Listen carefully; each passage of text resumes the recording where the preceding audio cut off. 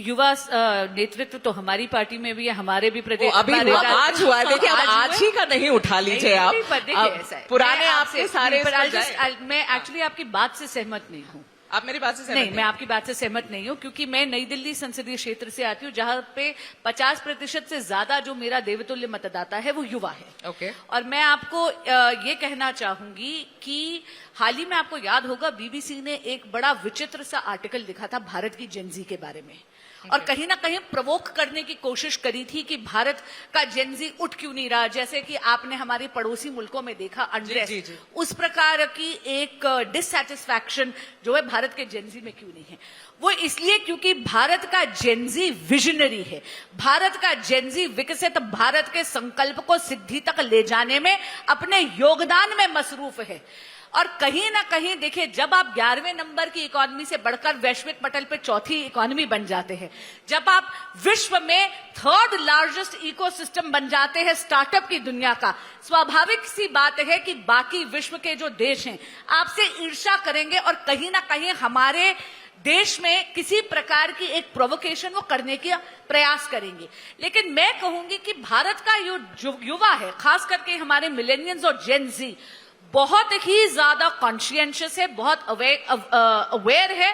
और इसका बहुत साधारण सा मैं आपको उदाहरण देती हूं।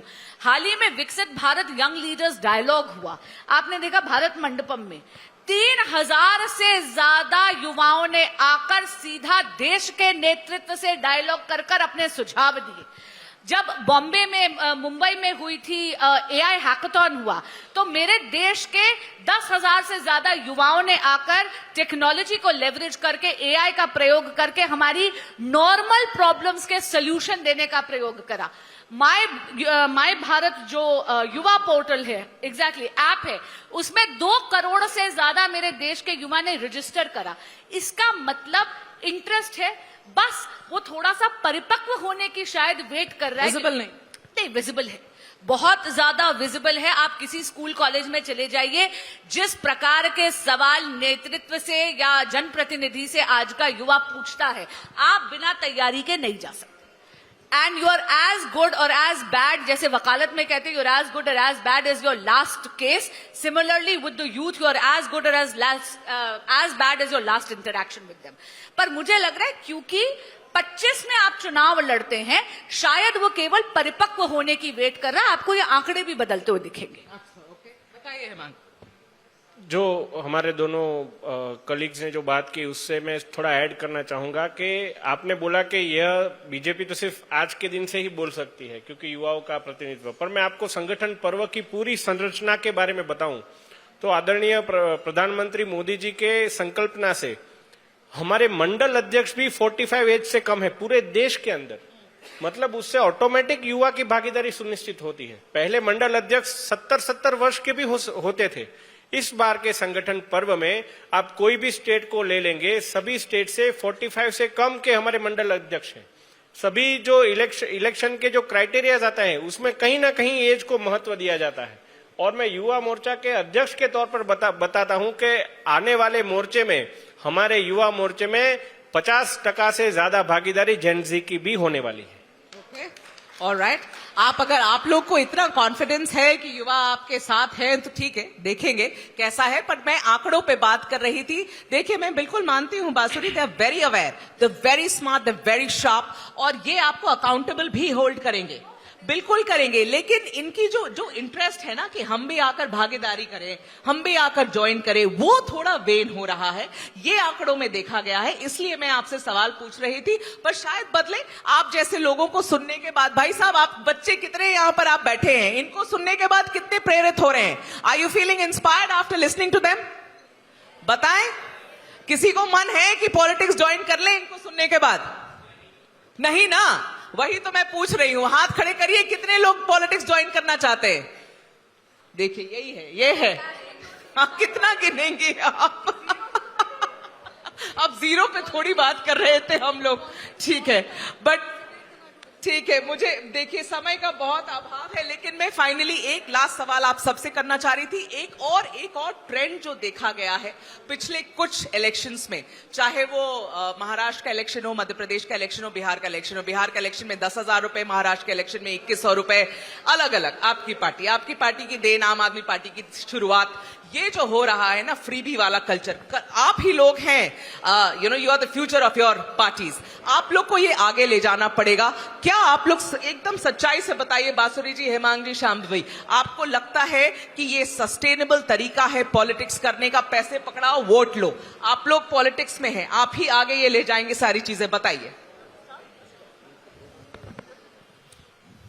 सबसे पहले तो आपने यह जो बात बताई उसमें एक ही बात मैं कहना चाहूंगा कि कहीं पे भी कोई ट्रेंड जो पहले से चला आ रहा है उस ट्रेंड को और वहां के सेंटिमेंट को एड्रेस करना वो कोई भी गवर्नमेंट या पॉलिटिकल पार्टी का रिस्पॉन्सिबिलिटी रहता है। पर आपने कोई भी बीजेपी के नेता का ऐसा वीडियो नहीं देखा होगा, हम अगर बिहार इलेक्शन की बात करें, कि वो ऐसे कार में से पूरा इतना बैग में से सबको ऐसा रुपए बांटता हो। नहीं, आप बैग से क्यों रुपए बांटेंगे? आप तो ऑफिशियल तरीके से रुपए बांट रहे थे। नहीं, ये बात नहीं है, वो तो अलग, वो योजना है, उसका लाभ है। परंतु एक जो आप जो बात करिए कि लोगों के बीच में जो एक ऐसी आदत डालना, तो वो आदत कैसे आगे जाके कम होती है, वो सब साथ में मिलकर लगता है आपको। श्याम भाभी, बांसुरी, आपको लगता है कि इसे बंद करना पड़ेगा? ये तरीका नहीं है पॉलिटिक्स करने का। ये इसको फ्रीबीज की तरह देखना गलत है। ये योजनाओं का निर्माण जो होता है, जो हमारे वोटर्स हैं, जो हमारे क्षेत्र के लोग हैं, जो हमारे राज्य के लोग हैं, उनके सशक्तिकरण के लिए काम करना सरकार का दायित्व है। और सरकार ऐसे अलग अलग योजना का निर्माण करती है जिस तरीके से उनको सशक्त किया जा सकता है, मजबूत किया जा सकता है। महिलाओं को रोजगार देने के लिए, स्वरोजगार के उपाय बनाने के लिए एक योजना का निर्माण किया गया जो चुनाव के पहले इम्प्लीमेंट कर दिया गया। तो अब उसको मतलब अननेसेसरीली बिहार विधानसभा के चुनाव से रिलेट करना और कहना कि बिहार विधानसभा चुनाव में फ्रीबी दिया गया, ये बहुत ही गलत है और इसको बहुत गलत तरीके से देखा जा रहा है। सरकार आज भी वो सारी योजना को लेकर के आगे बढ़ रही है और आने वाले जब 5 साल वो काम करेगी तब भी उस योजना को लेकर के चलेगी। आप कहिए, तो इसको कोरिलेट नहीं करना चाहिए। लेकिन परसेप्शन यही है, at least you be honest. No, I am being honest Megha ji, perception ये नहीं है, क्योंकि ये जो पब्लिक है ये सब जानती है। और मैं आपको एक चीज बताऊं, किसी ने कलर टीवी नहीं बांटे, किसी ने कलर टीवी नहीं बांटे। 10,000 रुपए बांट दिए। नहीं, मैं आपको एक चीज बता, 10,000 रुपए बांट दिए, 2100 बांट दिए, पता नहीं क्या क्या बांट दिए। नहीं, आप एक सेकंड मुझे जवाब दीजिए। देखिए, ऐसा है, जन कल्याण में और मतदाताओं को ब्राइब करने में अंतर है। और अंतर ये है कि जब आप किसी प्रकार की योजना लाते हैं, जैसे पीएम स्वनिधि लाते हैं, जहां पे आप कोलैटरल फ्री लोन रेडी पटरी वालों को दे रहे हैं, मतलब जिनकी गारंटी कोई नहीं लेता, उनकी गारंटी लेते हैं प्रधानमंत्री श्री नरेंद्र मोदी। आप मुद्रा योजना लेकर आते हैं, जहां पे छोटे रोजगार, मतलब जो मेरी मातृशक्ति ब्यूटी पार्लर्स चलाती हैं या खुद का टेलरिंग यूनिट चलाती हैं, उनको भी आप सशक्त करते कि आप माइक्रो फाइनेंसिंग करते और वो खुद अपने पैरों पर खड़ी हो सकती हैं। इसमें जब आप आर्थिक मदद कर रहे हो और लोन के माध्यम से कर रहे हैं, वो ब्राइबरी बिल्कुल भी नहीं है। रही बात फ्रीबीज की, तो जिस प्रकार का ट्रेंड आप बोल रही हैं, ये बात already supreme court of India के संज्ञान में है और देखते हैं कि न्यायपालिका का इस पे क्या रुख रहता है। आप लोग देखिए, अब आप एक पार्टी से, आप दोनों एक पार्टी से, श्याम भाभी भी अलायंस में है, तो कहीं आप लोग डिफरेंसेस होने का तो सवाल ही पैदा नहीं था। पैनल ही हमारा ऐसा था, मैं ही डिसएडवांटेज में हूं। लेकिन हाँ, आगे चल के देखेंगे कि फ्रीबीज कैसे आप सस्टेन करते हैं। अच्छी विपक्ष की भूमिका निभाई। डोंट अब क्या आप लोग के साथ और क्या करती मैं, है ना? और हम तीनों भागे चले आए आपके एक आह्वान पर। स्टेज के पीछे जाके कहां डिसएडवांटेज और मेरे पूरे पैनल को यूं कर दिया।